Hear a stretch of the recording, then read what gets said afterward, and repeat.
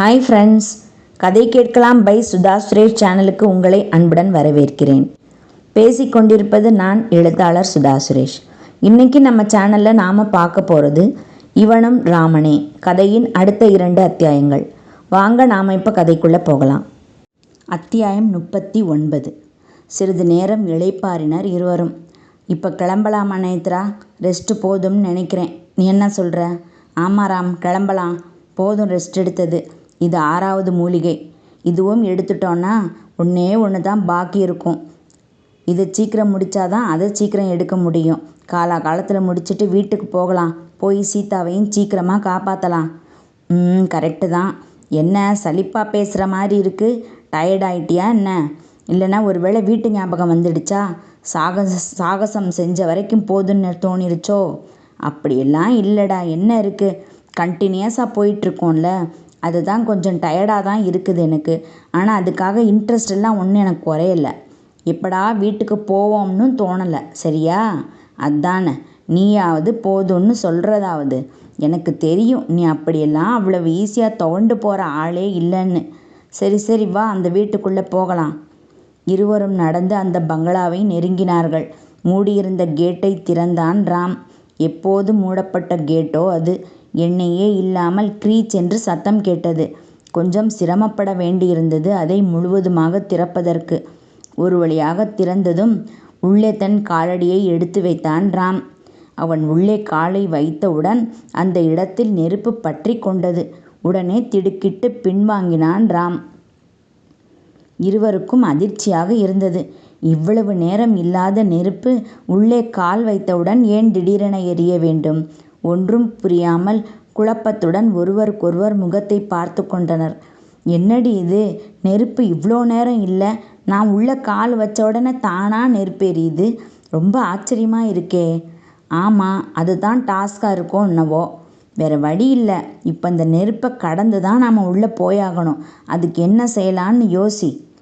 கேட்டின் நுழைவாயிலில் இருந்து வீட்டின் நிலைப்படி வரையிலும் நெருப்பு குபுகுபுவென எரிந்து கொண்டிருந்தது. அதன் அனல் இவர்கள் நிற்கும் இடம் வரையில் வந்தது. மீண்டும் உள்ளே போக முயன்றான் ராம். முடியவே இல்லை. இன்னும் ஒரு அடி எடுத்து வைத்தாலும் அவன் உடலிலும் நெருப்பு பற்றி கொள்ளும் போன்று அந்த அளவுக்கு அனல் கக்கியது அந்த நெருப்பு. இன்னும் கொஞ்ச நேரம் அதே இடத்தில் நின்றிருந்தால் கூட உடம்பே சூடாகிவிடும் போல் தகித்தது. என்னடா இப்படி எரியுது திபு திபுன்னு? என்ன பண்ணுறது? அதுதான் எனக்கும் ஒன்றும் புரியலை. எந்த ஐடியாவும் கிடைக்க மாட்டேங்குது. நான் வேணா தைரியமாக அப்படியே நெருப்பில் நடந்து போய் பார்க்கவா என்று தன் வலது கையை உயர்த்து காட்டினான் ராம். திடீரென அவன் கை காட்டிய இடத்தில் நெருப்பு சிறிது விலகியது போல் தெரிந்தது. முழித்தனர் இருவரும். ஏய், இப்போ நெருப்பு அந்த இடத்துல மட்டும் காணாமல் போன மாதிரி இருந்துச்சுல்ல? நேத்ராவும் ஆச்சரியத்துடன் பார்த்து கொண்டிருந்தாள். ஆமாடா, நானும் பார்த்தேன். ஒரே அதிசயமாக இருக்கே, அது எப்படி ஆச்சு? அவர்களுக்கு ஒன்றும் புரியவில்லை. யோசித்தனர் இருவரும். சட்டென்று பொறி தட்டியது ராமிற்கு. எனக்கு புரிஞ்சிருச்சு நேத்ரா. நான் வேணா அப்படி நடந்து போகட்டுமான்னு கையை தூக்குனப்ப தான் அந்த இடத்துல இருந்த நெருப்பு விலகிச்சின்னு நினைக்கிறேன். இல்லையா? உனக்கு என்ன படுது? Yes Ram, correct. நீ சொல்கிறது கரெக்டு தான், குழப்பத்துடன் கூறியவள் இன்னொரு தடவை செஞ்சு பாரு என்று கூறினாள். ராம் தன் கையை நெருப்பெதிரே மீண்டும் உயர்த்தி காட்டினான். என்ன அதிசயம்! நெருப்பு அந்த இடத்தில் விலகி வழிவிட்டது. இருவருக்கும் ஆச்சரியத்தில் கண்கள் விரிந்தன. என்னடா இது? ஒரே அதிசயமாக இருக்கு. உன் கையில் அப்படி என்ன இருக்குது? ராம் தன் கைகளை அப்படியும் இப்படியுமாக திருப்பி திருப்பி பார்த்தான். எஸ், ஐ காட் இட், உற்சாகத்தில் கத்தினான் ராம். என்னடா அது? அப்படி என்ன அதிசயண்டா இருக்கு உன் கையில்? இதோ என் விரலில் மாட்டி இருக்கிற இந்த மோதிரம் தான் நினைக்கிறேன் அந்த அதிசயத்துக்கு காரணம். Hey yes Ram, you are correct.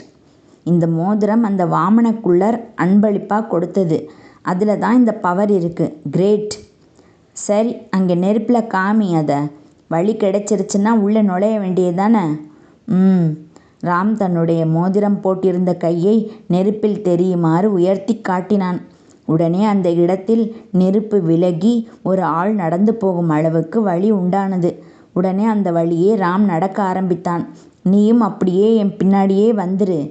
அவனுக்கு பின்னால் நடந்து சென்றாள் நேத்ரா. ராம் கையை உயர்த்தி மோதிரத்தை நெருப்பில் காட்டியவாறே நடந்தான். அதுவும் விலகி வழி உண்டாகிக் கொண்டே வந்தது. இருவரும் எந்த ஒரு பிரச்சனையும் இல்லாமல் அவ்வழியே நடந்து உள்ளே சென்று வீட்டின் வாயிற்படியை சென்றடைந்தனர். மூடியிருந்த கதவை திறக்க முயன்றனர். இறுகிக் கிடந்ததை இருவரும் சேர்ந்து ஒரு வழியாக திறந்தனர். சத்தம் கேட்டதும் உள்ளே இருந்து ஏதோ பறவை ஒன்று சத்தமிட்டு கொண்டே பறந்து சென்றது. அது மதிய நேரமாதலால் வெளிச்சம் இருந்தது. விசாலமாக இருந்த அந்த அறை முழுவதும் தூசியும் குப்பையுமாக படிந்து கிடந்தது. ஆங்காங்கே ஒட்டடைகள் தொங்கிக் கொண்டிருந்தன. அந்த பாழடைந்த வீட்டின் அமைதியும் அதன் அமானுஷ்ய அமைப்பும் மனதில் பயத்தையும் திகிலையும் உண்டு பண்ண, இதயம் படக் படக்கென்று அடித்துக்கொள்ள, இருவரும் ஒருவர் கையை ஒருவர் பிடித்தபடி மெல்ல உள்ளே காலடி எடுத்து வைத்தனர். வெளியே நெருப்பு தோன்றியது போல் இங்கும் உள்ளே நுழைந்ததும் ஏதும் ஆகுமோ என்று மனதில் தோன்ற மெல்ல மெல்ல ஒவ்வொரு அடியாக வைத்து நடந்தனர் இருவரும். நல்ல வேளையாக ஒன்றும் ஆகவில்லை. அப்பாடா என்கிற நிம்மதி பெருமூச்சுடன் மேலே நடந்தனர். கீழே தரையில் கிடந்த தூசியில் அவர்களுடைய காலடி தடம் பதிந்து அடையாளம் தெரிந்தது. திடீரென நேத்ரா எதையோ பார்த்து கத்தினாள். அமைதியான அந்த இடத்தில் அந்த அலறல் அந்த இடமெங்கும் பயங்கரமாக எதிரொலித்தது. ராம் அதிர்ச்சியுடன் அவளை திரும்பி பார்த்தான். என்னடி? நேத்ரா உயரே ஒரு இடத்தில் கையை காட்டினாள். ராமும் அவள் கை காட்டிய இடத்தை நிமிர்ந்து பார்த்தான். வௌவால் ஒன்று அங்கு தலைகீழாக தொங்கிக் கொண்டிருந்தது. இதுக்கு ஏண்டி இந்த கத்து கத்துற? நானும் என்னவோ ஏதோன்னு பயந்துட்டேன். மூஞ்சிய பாரு, பேசாம வா. போடா டேய், திடீர்னு பார்த்த உடனே அப்படியே பயமாக போயிடுச்சு எனக்கு. சரி சரி வா. தூரத்தில் அங்கு ஒரு மாடி ஏறி செல்வதற்கு வளைந்து வளைந்து செல்லும் படிக்கட்டு தெரிந்தது. இந்தா அங்கே மாடிக்கு போகிறதுக்கு படி போகுது பாரு, அதில் போகலாம் வா. மேலே என்ன இருக்குன்னு போய் பார்க்கலாம். ஒரு வேளை மூலிகை அங்கே தான் இருக்குமோ என்னவோ. இருவரும் அந்த படிக்கட்டை நோக்கி நடந்தனர். அதை நெருங்கியும் விட்டனர். முதல் படியில் கால் வைத்தான் ராம். உடனே ஹஹஹஹா இடியிடிப்பது போன்று பயங்கரமான ராட்சத சிரிப்பு சத்தம் கேட்டது. பயந்து சுற்றிலும் பார்த்தனர் ராமும் நேத்ராவும். அத்தியாயம் 40. அதிர்ச்சியில் இரத்தம் உறையும் அளவிற்கு பயங்கரமாக இடியிடித்தது போல் இருந்தது அந்த சிரிப்பு சத்தம். உடனே பயந்து வைத்த காலை இழுத்து கொண்டான் ராம். எங்கே இருந்துடி கேட்குது இந்த சத்தம்? குரல் நடுங்க கேட்டான். நேத்ராவுக்கோ பயத்தில் உதடு நடுங்கிக் கொண்டிருந்தது. அவளுக்கு பேச்சே வரவில்லை. இது என்னடா சத்தம், பயங்கரமாக இருக்கே. சிரிக்கிறேன்ற பேரில் யாரோ கர்ஜனை கொடுக்குறாங்கடா. குரலே இப்படி இருக்கு.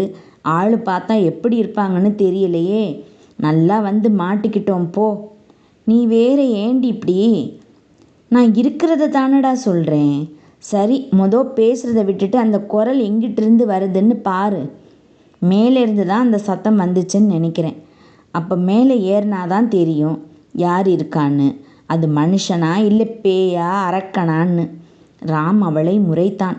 சரி சரி முறைக்காத, மேலே ஏறலாம் வா. ராம் மீண்டும் படிக்கட்டில் தன் காலை வைத்தான். மீண்டும் அந்த சிரிப்பு சத்தம் இடி போன்று கேட்டது. இப்போது ராம் பின்வாங்காமல் அடுத்த படியில் கால் வைத்தான். இப்போது முன்பை விட பேய் சிரிப்பு கேட்டது. அதற்கு அடுத்த படியிலும் கால் வைத்து ஏறினான். இன்னும் பயங்கரமான சத்தம். இப்போது நேத்ராவும் 2 படிகள் ஏறியிருந்தாள். இப்போது அந்த சிரிப்பு சத்தம் திடீரென் நிற்காமல் தொடர்ந்து கேட்டது. ஐயோ, இது என்னடி? வீடே இடிஞ்சு விழுந்துடும் போல இருக்கு இந்த சத்தத்தில். யாரா இருக்குன்னு தெரியலையே. யாரா இருந்தா என்ன, ஒரு கை பார்த்துடலாண்டா. அந்த கடல் அரக்கனையே சமாளித்தோம் இல்லை, அப்புறம் என்ன? ஆமாம், நீ சொல்கிறது என்னவோ சரிதான். ஆனால் எனக்கு என்னவோ அந்த அரக்கனை விட இவன் இன்னும் கொஞ்சம் பயங்கரமாக இருப்பானோன்னு தோணுது. ஓ அப்படியா சொல்கிற? சரி பார்ப்போம். இன்னும் 2 படிகள் ஏறிய பிறகு திடீரென அந்த சிரிப்பு சத்தம் நின்றது. அசரீரி ஒன்று வந்தது. இளைஞனே, நீ எடுக்க வந்த மூலிகை மேலே உள்ள அரக்கனின் பாதுகாப்பில்தான் உள்ளது. நீ அவனை மாய்த்தால்தான் அந்த மூலிகையை உன்னால் எடுக்க முடியும். புரிகிறதா இளைஞனே? செல், வெற்றி உனக்கே. அசரீரியாக வந்த அந்த குரல் நின்றது. ராமும் நேத்ராவும் ஒருவரை ஒருவர் பார்த்து முழித்தபடி நின்றிருந்தனர். என்னடா இது, இப்போ யார் பேசுனாங்க? வாய்ஸ் எங்கேருந்து வந்துச்சுன்னே தெரியல. இந்த பக்கம் திரும்பினாலும் கேட்டுச்சு, அந்த பக்கம் திரும்பி நின்னும் கேட்டுச்சு. ஒரே அதிசயமாக நடக்குது, ஒன்றுமே புரியலப்போ. சரிடி, அந்த வாய்ஸ் எங்கேருந்து வந்தா என்ன? இப்போ நாம் மாடியில் இருக்கிற அந்த அரக்கன்கிட்ட சண்டை போட்டு ஜெயிக்கணும், அதுதான் மேட்டர். வா போலாம். இருவரும் மீண்டும் படிகளில் ஏற ஆரம்பித்தனர். மீண்டும் சிரிப்பு சத்தம் கிடுகிடுவென ஒலிக்க துவங்கியது. படிகளில் ஏறி மாடிக்கு வந்தடைந்தனர். அங்கு கீழே உள்ளதற்கு நேர்மாறாக அவ்வளவு சுத்தமாக இருந்தது அந்த இடம். இருவருக்கும் ஒரே ஆச்சரியமாக இருந்தது. அவர்கள் ஆச்சரியப்பட்டு கொண்டிருக்கும் போதே அந்த சிரிப்பு இன்னும் பயங்கரமாகி பிறகு பேச ஆரம்பித்தது. வா இளைஞனே, நீதான் அந்த பூலோகத்து ராமனா? குரல் வந்த திசையில் பார்வையை திருப்பினர் ராமும் நேத்ராவும். அங்கு உயரமாக பயங்கரமான தோற்றத்துடன் ஒருவன் நின்றிருந்தான். அவனுடைய தோற்றத்தைக் கண்டு இருவரும் முணுமுணுத்து கொண்டனர்.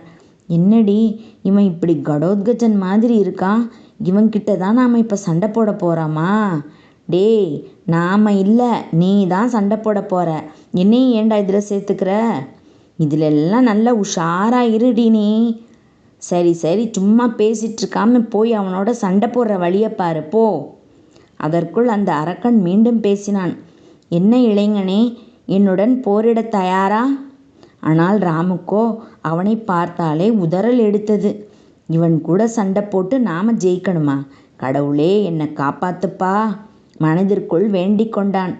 டே ராம், இவன் கூட நீ கையால் சண்டை போடுறது முடியுமான்னு தோணுது எனக்கு. நானும் அதை தாண்டி யோசிக்கிறேன். இவன் கூட சாதாரணமாலாம் சண்டை போட்டால் ஒன்றும் ஆகாது. இரு, கொஞ்சம் யோசிக்கிறேன். அவனிடம் எப்படி போரிடலாம் என்று யோசித்தான் ராம். என்ன இளைஞனே, என்ன யோசித்து கொண்டிருக்கிறாய்? வா, என்னுடன் மோது.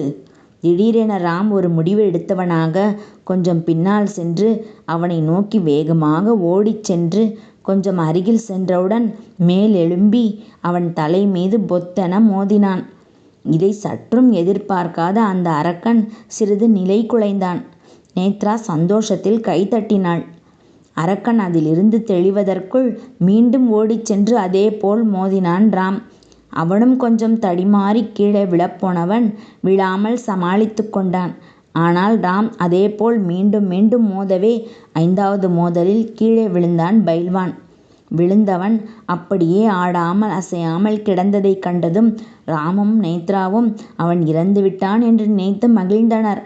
ஆனால் அதற்குள் கீழே கிடந்தவன் மீண்டும் எழுந்தான். உடனே ராம் மீண்டும் முதலில் செய்ததைப் போலவே அவன் மீது ஓடிச் சென்று மோதினான். அடுத்தடுத்த மோதலில் மீண்டும் கீழே விழுந்தான் அரக்கன். ஆனால் அடுத்த 5 நிமிடங்களில் மீண்டும் அதே பலத்துடன் எழுந்தான். இருவருக்கும் ஒன்றும் புரியவில்லை. அதேபோல் மீண்டும் மீண்டும் தொடர்ந்தது அங்கே. ராம் அவன் மீது பல முறை மோதுவதும் அவன் கீழே விழுவதும் மீண்டும் எழுவதும் என்று தொடர்ந்தது. எத்தனை முறை கீழே விழுந்தாலும் சிறிதும் சேதமின்றி மீண்டும் எழுந்தான் அரக்கன். ராம் சோர்வடைந்து விட்டான்.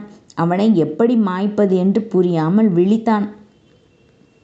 என்னடி நேத்ரா, இவனுக்கு ஒருவேளை சாவே இல்லையோ? அதுதாண்டா ஒன்றும் புரியலை. எப்படி சாகடிக்கிறது இவனை? இப்படியே எத்தனை தடவை செய்கிறது?